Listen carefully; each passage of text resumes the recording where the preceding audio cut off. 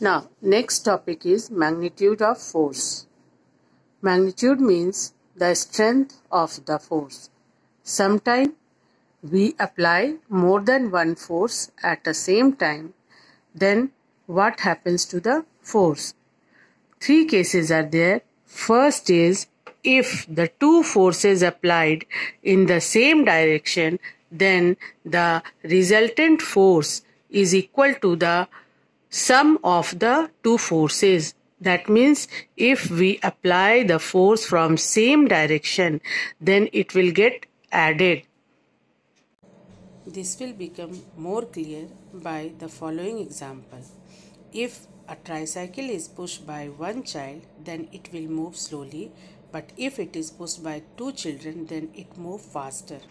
Second case is if the two forces act in the opposite directions, then the net force is equal to the difference between the two forces. That means in this case we apply the force from opposite direction and one is higher than the other. So the net force will be the difference between the two forces.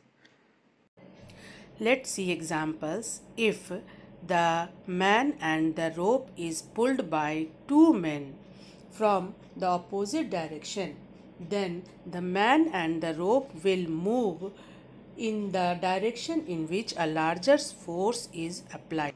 Third case is if the two forces are equal in magnitude and act in opposite directions, then the net force is zero. In this case, again, we are applying the force from the opposite directions, but here the magnitude is same.